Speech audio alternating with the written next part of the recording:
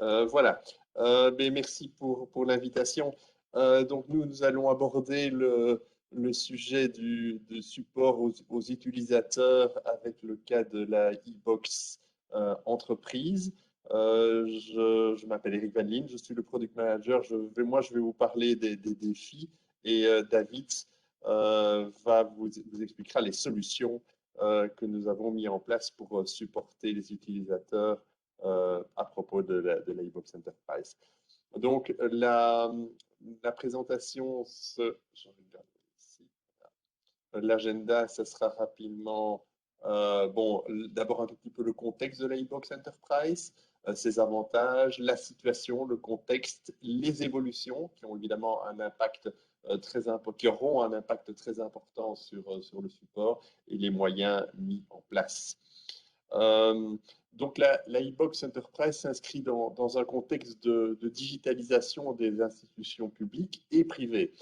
Il n'y a pas que les institutions publiques qui veulent aller vers la digitalisation, mais c'est également une demande des entreprises. C'est une motivation qui vient pour des gains d'efficacité, des réductions de coûts et également des demandes de réduction d'empreintes écologiques. Mais la réalité de l'expérience utilisateur du côté entreprise, et j'ai été les voir, les visiter, parler avec eux. Mais la première chose, c'est déjà qu'en ce qui concerne leur communication avec les institutions publiques, dans leur grande majorité, bien sûr, il y a pas mal d'exceptions, mais dans leur grande majorité, ils nous disent, ben, regardez, les piles de papier que je reçois encore aujourd'hui, la digitalisation, on n'y est pas encore. Et un autre feedback qu'on reçoit, c'est de dire, oui, voilà, il y a une digitalisation qui est en cours, mais ce sont toutes des plateformes différentes. Et donc, on doit se loguer de différentes manières, on doit connaître les accès différents de manière différente, et on reçoit des réponses via des canaux différents. Et donc, ça pose un problème de, en néerlandais, c'est moins de clarté, hein, donc c'est moins clair. Et on a fait une enquête là-dessus pour savoir un tout petit peu ce qu'elle désirait. Et en fait, les premières choses que les entreprises demandent, ben, c'est d'abord de retrouver l'ensemble de leurs documents officiels à un seul endroit. C'est de loin la première demande. Ensuite, c'est de les recevoir de manière digitale.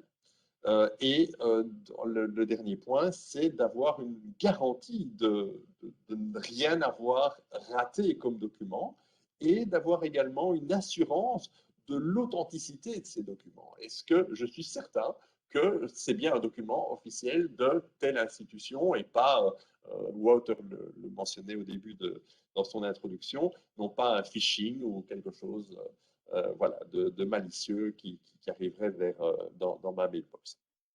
Et c'est dans ce cadre-là que s'inscrit l'iBox Enterprise, qui centralise toutes les communications officielles entre les institutions publiques et les entreprises dans une boîte aux lettres digitale et fortement sécurisée.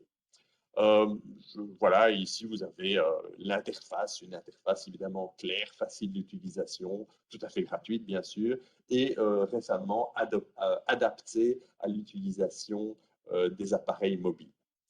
Et donc, le système e-box est un système qui permet à toute institution publique de publier des documents à l'intention d'entreprise. Elle se base pour ça sur le numéro BCE, KBO en néerlandais, donc qui permet d'identifier de manière certaine chaque entreprise. De l'autre côté, avec un système de certificats, on garantit également l'authenticité de l'émetteur. Donc cet espace, évidemment, offre énormément de sécurité, permet de garantir que tout ce qui est envoyé à travers le système sont des documents tout à fait officiels, et donc à l'avantage autant des institutions que des entreprises qui reçoivent ces messages. C'est du point de vue juridique, ben, Wouter l'avait mentionné aussi, tout envoi à travers la e-box bénéficie d'une légitimité de par la loi 27 février 2019 qui donne la même valeur qu'un courrier papier à tout envoi qui est fait dans la e-box. Et c'est également recommandé par un certain nombre d'instances. Ici, j'ai pris l'exemple du Conseil central de l'économie qui disait, qui statuait sur le cas de la Banque nationale de Belgique. Il disait oui, bien sûr, go, c'est la direction à prendre, mais qui se permettait de rajouter, et je l'ai souligné ici, qu'il y avait encore aujourd'hui beaucoup trop d'interfaces et de systèmes par lesquels les entreprises étaient obligées de communiquer avec les instances publiques. Et donc aujourd'hui, la situation, donc fort de cette légitimité, je ne reprends ici que les plus grandes. On avait en 2020 à peu près 12 émetteurs importants. Et on envoie 6 500 000 documents à travers la e-box. C'est quelque chose qui est en train d'évoluer très très fort. Nos objectifs sont très grands en termes de croissance. Pour onboarder un maximum d'émetteurs. Aujourd'hui, déjà en 2021, on est à plus de 40 émetteurs. Je vais vous montrer tout de suite quelques noms importants. Mais nous avons aussi des ambitions très grandes en termes d'utilisateurs. On veut croître d'à peu près une centaine d'utilisateurs actifs, 125 000 utilisateurs actifs, vers plus de 800 000. Ça, c'est l'objectif. Je reviendrai là-dessus dans l'instant. Donc, notre challenge aujourd'hui, on a un très bon taux d'utilisation pour les grandes entreprises. Vous voyez ici les entreprises qui ont beaucoup de travailleurs, mais on a encore beaucoup de travail à faire pour les plus petites entreprises, les PME. Et alors, on a un travail énorme à faire avec les entreprises qui n'ont pas d'employeurs, mais c'est normal parce que les premiers utilisateurs, émetteurs, étaient la galaxie sécurité sociale qui s'adressait principalement aux employeurs. Alors, c'est ce qui annonce évidemment un boom dans l'utilisation de l'e-box, c'est que depuis cette année, on a ouvert la e-box, on a réussi à l'ouvrir et à convaincre un certain nombre de gros émetteurs. C'est le SPF Economy, c'est Vlaamse parce qu'on s'adresse bien sûr pas uniquement aux institutions fédérales, on s'adresse également aux régions, région flamande, région bruxelloise, région wallonne, peuvent utiliser la e-box et l'utilisent d'ailleurs. Le SPF Finance, très gros émetteur, donc a commencé au mois d'août à émettre dans la e-box. Ça va être plus de 2 millions de messages par an et ce n'est qu'un début. La Banque nationale de Belgique également va commencer au mois de janvier 2022. Et on est toujours en discussion avec le SPF Justice, le Cyber Security Belgium et d'autres encore. Mais avec ces émetteurs, qu'est-ce que l'on constate? On a fait un scan, on a regardé quelles étaient les entreprises que eux voulaient atteindre. Alors là, on dépasse carrément le cadre des employeurs, on va vers les entreprises. Par exemple, dans le cas de la Banque nationale de Belgique, c'est tous ceux qui sont obligés de faire un dépôt de bilan, c'est une obligation, un dépôt de compte à la Banque nationale de Belgique chaque année. Et là, on constate que parmi les 450 000 entreprises qui doivent le faire, il n'y en a que 100 000 qui sont dans l'e-box. Ça veut dire qu'il faut en onboarder 350 000. Voilà. Ça, c'est un premier challenge. Et ça, évidemment, c'est un challenge important pour le contact center parce que ça veut dire beaucoup d'entreprises qui vont appeler avec des problématiques, des questions relatives à l'activation de leur e-box. Alors, le deuxième challenge, c'est l'évolution de la mission. Et là, je vous livre un peu des discussions qui sont en cours et qui vont apparaître, qui vont devenir bientôt tout à fait publiques. C'est qu'au départ, la e-box Enterprise était principalement, avait pour principale mission de gérer la communication entre le gouvernement, les institutions publiques et les entreprises, ainsi que les réponses. Donc, c'était dans un cadre bidirectionnel, mais aujourd'hui, il y a des demandes qui nous ont été faites pour pouvoir réceptionner des messages recommandés, qualifiés dans l'e-box. Ça, c'est une première demande. Une deuxième demande qui est faite, c'est tiens, mais est-ce que la e-box ne pourrait pas tout simplement devenir le siège social digital de toute entreprise? Ce qui aurait des impacts d'ailleurs en termes d'activation. Ça veut dire à partir du moment où cette décision est prise au niveau législatif, ça veut dire que l'activation de l'e-box deviendra une obligation et il y aura une responsabilité pour les entreprises d'aller de bien consulter tous les messages qui arrivent dans leur e-box. Au même titre qu'elles ont une boîte aux lettres physique, elles ont une boîte aux lettres digitale, elle existe et c'est quelque chose qui pourrait devenir tout à fait officiel. Et il y a d'autres questions qui sont posées également pour envoyer carrément tout type de courrier dans la e-box. Et là, on parle de courrier B2B avec l'interconnexion de la e-box avec des opérateurs de services postal. Donc, vous imaginez le volume qui peut arriver dans ces e-box en élargissant cette mission. Donc, en réalité, donc pour conclure, les challenges, c'est une mission déjà très centrale dans la communication entre les institutions publiques et les entreprises, mais qui n'arrête pas d'être élargie. Et une mission en collaboration avec de multiples acteurs publics, puisque chaque fois qu'on a un nouvel émetteur, c'est une collaboration qui doit démarrer avec un nouveau SPF ou avec une nouvelle instance régionale. Et évidemment des acteurs privés, puisque la question est posée aujourd'hui de s'interconnecter avec des émetteurs de messages qui ne sont plus simplement, enfin, qui sont plus uniquement publics, mais qui sont des instances privées. Premier challenge. Deuxième challenge, la croissance exponentielle du nombre d'utilisateurs, d'un petit 100 000 vers, on estime, 800 000. Le troisième challenge, une méconnaissance du produit. On constate que par les entreprises, aujourd'hui, encore beaucoup ne connaissent pas le produit ou le confondent avec la e-box citoyen. Donc, c'est toujours quelque chose qu'il faut, ou la confondent avec la Finbox du SP Finance ou avec encore d'autres boîtes mises à disposition pour elles. Et le dernier, c'est une certaine complexité au niveau de l'activation et de la gestion des droits d'accès. Par opposition à la e-box citoyen, qui est un peu plus connue, la gestion et l'activation de la e-box, la gestion des droits d'accès, est un peu plus complexe parce qu'on n'est pas dans une relation avec un utilisateur, une e-box, non, on est dans une situation où il peut y avoir un responsable légal qui n'est pas utilisateur, on peut avoir plusieurs utilisateurs, on a un gestionnaire d'accès. Donc, il y a une complexité un peu plus grande, mais qui fait qu'il y a une pression plus grande sur le contact center.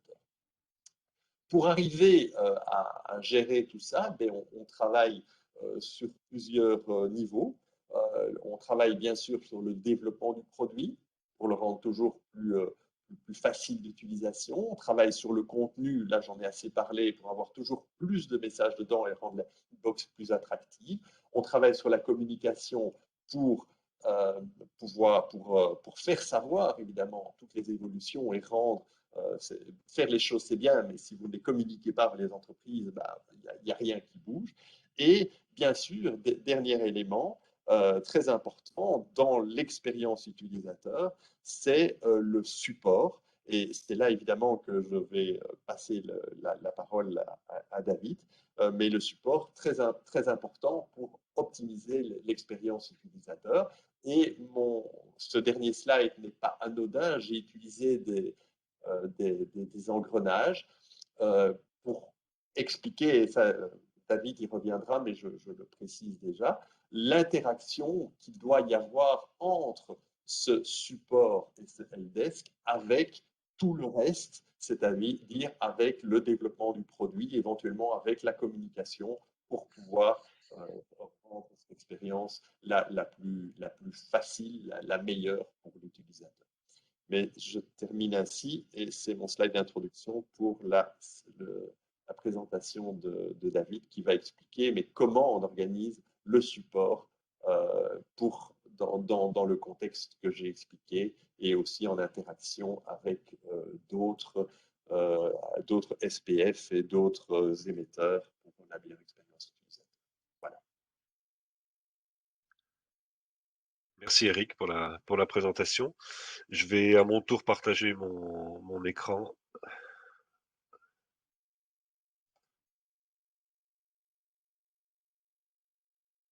Hop. Voilà, je ne sais pas si tout le monde voit bien mon écran. Yeah. Oui. Oui. Voilà. Donc bonjour à toutes et à tous, je m'appelle David Mont-Saint-Jean, moi je suis un des agents seniors d'Eranova, donc le centre de contact de SMALS, et je vais m'occuper, comme Eric en a parlé, de la partie concernant le support à l'e-box entreprise de la présentation.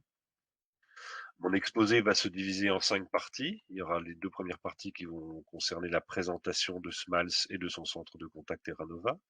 Puis nous aborderons le sujet des outils, principalement techniques que nous utilisons, les méthodes que nous mettons en place, notamment pour le support de l'e-box entreprise, et pour finir par les projets et les défis qui sont en cours ou qui ont déjà parfois commencé. Donc je commence par la présentation de SMALS, qui est une ASBL qui a été créée en 1939, qui soutient en fait et seconde les organismes du secteur social et des soins de santé, ainsi bien entendu que d'autres services publics à leur demande, et ce dans leur gestion de l'information, afin qu'ils puissent offrir une prestation de service efficace et effective à leurs utilisateurs. SMALS participe aussi activement à la création d'applications pour ces différents organismes. Et sur le plan statutaire, SMALS se fixe comme objectif de soutenir ses membres en matière de gestion de l'information et des questions en rapport avec une prestation de services informatiques intégrés. Pour passer à Eranova maintenant, donc, qui est le centre de contact de SMALS dans lequel je travaille, il offre une assistance aux utilisateurs des applications et est spécialisé dans l'offre d'assistance au lancement de projets e-gouvernementaux. Eranova assiste les utilisateurs finaux d'applications électroniques, que ce soit au niveau technique ou administratif. C'est en fait un prestataire de services de première ligne qui propose une aide directe aux appelants par des conseils, des informations, mais aussi la consultation de sources diverses. L'idée de base étant bien entendu le one-step service, c'est-à-dire que l'appelant pose une question et obtient une réponse sans étape intermédiaire ou transfert d'appel. Eranova est accessible par téléphone, mail, formulaire de contact sur le site portail de la sécurité sociale ainsi que par chat, et joignable du lundi au vendredi de 7h à 20h ainsi que 24h sur 24 avec la fonctionnalité callback, c'est-à-dire que la personne appelant en dehors des heures de bureau a moyen de laisser un message pour lequel il sera recontacté par un agent dès le jour ouvrable suivant. Si nécessaire, nous apportons aussi du soutien le week-end, par exemple pour le lancement de nouveaux projets. En termes de personnel, chez Eranova, il y a 27 agents, donc nous sommes la première ligne, et nous travaillons avec un backup qui s'appelle Sebeco, qui a 10 agents qui travaillent aussi.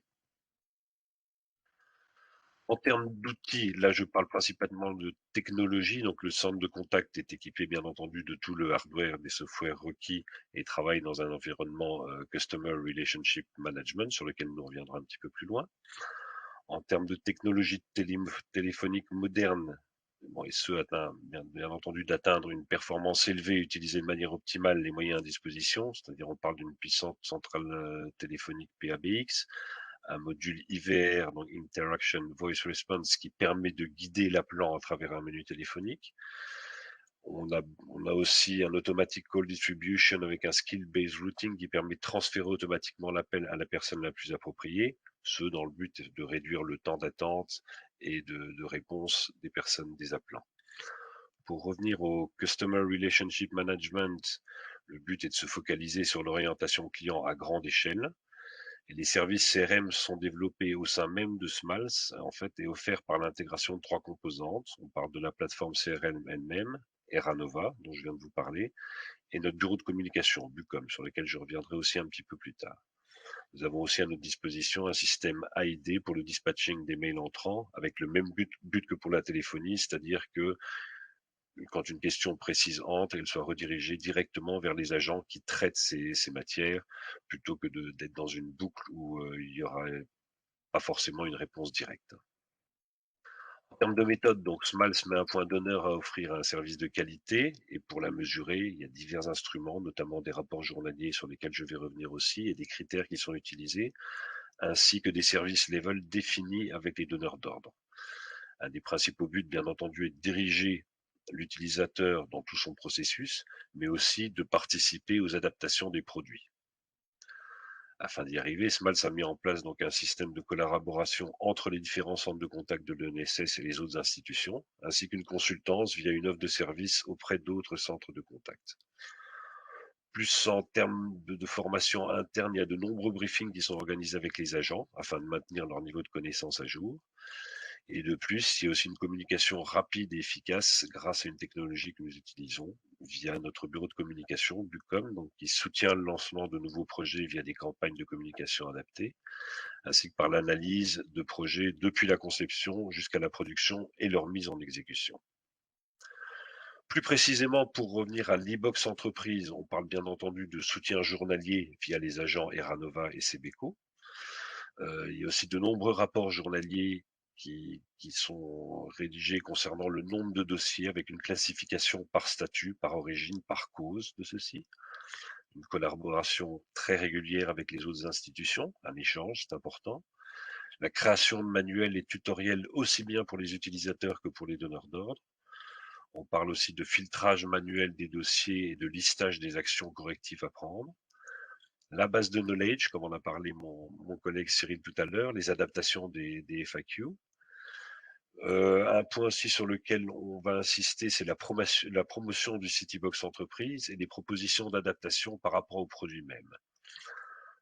Smals dispose aussi d'une e-box de démo, et ce, afin de permettre aux collaborateurs Ranova de mieux comprendre le fonctionnement de celle-ci. C'est vrai que c'est plus facile d'expliquer quelque chose quand on sait à quoi ça ressemble et quand on peut le voir directement.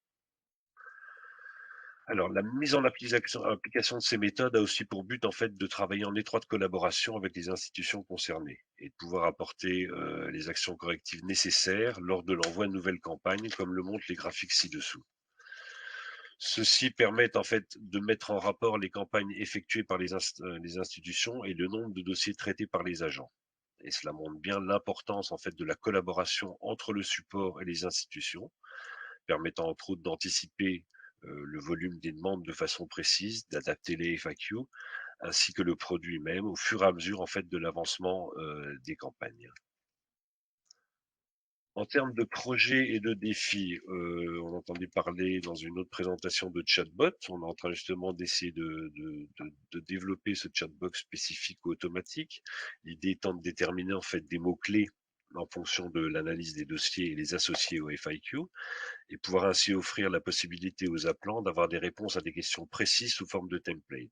Ceci, bien sûr, dans le but de diminuer non seulement le nombre de contacts et d'échanges entre les appelants et les agents, mais aussi dans la perspective d'améliorer le temps moyen de réponse et du traitement des dossiers. Un autre des projets qui est en discussion concerne des campagnes télémarketing de promotion d'utilisation d'e-box entreprise.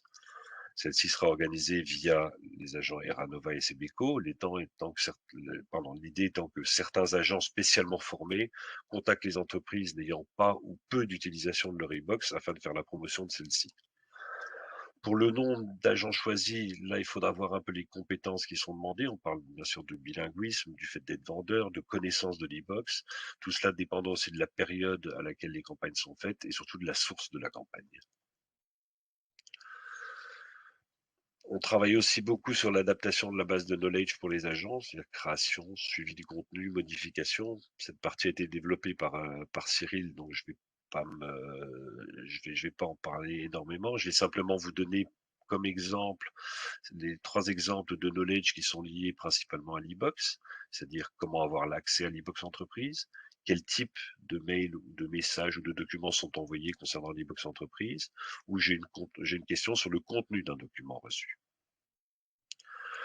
Pour ça, on met en place de nombreux briefings en fait pour les agents pour les briefer en fait sur les différentes campagnes concernant l'e-box entreprise. On sait que de plus en plus d'institutions vont utiliser l'e-box entreprise pour l'envoi de documents et la communication vers les entreprises. Il y a plusieurs campagnes qui sont prévues dans les semaines et les mois qui viennent afin de communiquer à ce sujet vers les entreprises, dont celles qui utilisent peu, voire pas encore l'e-box entreprise, que montrait Eric tout à l'heure. Il y a des campagnes qui sont aussi prévues du côté de la Banque nationale, du SPF Finance. Et donc, du côté des Ranova, nous allons recevoir beaucoup plus de questions concernant l'e-box entreprise. On a défini, en fait, dans ce briefing, le rôle des Ranova sur 3 axes principaux, c'est-à-dire l'accès, qui a accès, comment donner accès à l'e-box entreprise, des questions de contenu, ce qui arrive dans l'e-box, les documents, les notifications.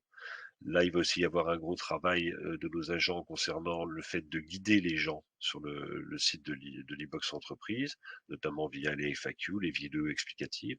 Le troisième point va revenir sur des questions plus applicatives et techniques qui ne pourront pas être traitées en fait par nos agents mêmes, mais qui seront envoyées et traitées par une deuxième ligne qui est spécialement dédiée à l'e-box entreprise. Afin en fait de répertorier et de classifier les principaux motifs d'appel ou de contact, nous avons défini plusieurs catégories et types d'encodage dans notre système de gestion des dossiers qui s'appelle ServiceNow. Il y a un service qui est l'e-box entreprise, ça c'est très clair. Et après, nous avons défini 6 sous-services afin de pouvoir classer les dossiers et de répertorier aussi le nombre de questions précises qui arrivent. Il y a les 2 premiers sous-services sont plus liés aux accès, qu'ils soient techniques ou de droit. Le troisième va concerner la modification dans l'e-box, c'est une demande générale, principalement pour les changements d'adresse email ou de gestionnaire de l'e-box. On va parler après d'informations sur les documents, comme je disais tout à l'heure, des documents ou les notifications reçues dans l'e-box entreprise. Puis des informations générales, principalement pour les gens, par exemple, qui n'ont jamais utilisé l'e-box. Qu'est-ce que l'e-box? À quoi sert l'e-box? Et enfin, un sous-service concernant les web services. Donc, c'est les questions concernant l'intégration de l'e-box dans un web service. En conclusion, moi, je voudrais dire qu'on va bien entendu continuer à effectuer une classification précise des dossiers via nos différents outils, les adaptations des FAQ, la création de tutoriels, aussi continuer, même augmenter la collaboration avec les autres institutions via des échanges et des partages de nos connaissances communes, l'échange d'informations, c'est important. On va aussi énormément miser, comme le disait Eric tout à l'heure, sur l'engrenage entre le support et les institutions afin d'améliorer le produit lui-même et son utilisation par les nouveaux utilisateurs ou par les gens qui l'utilisent déjà. Et en interne, en fait, nous, on va continuer à apporter des formations, des briefings adaptés et continus aux agents du centre de contact. Je vous remercie pour votre attention. J'espère avoir été assez clair et je passe maintenant la main à e-Academy pour des éventuelles questions.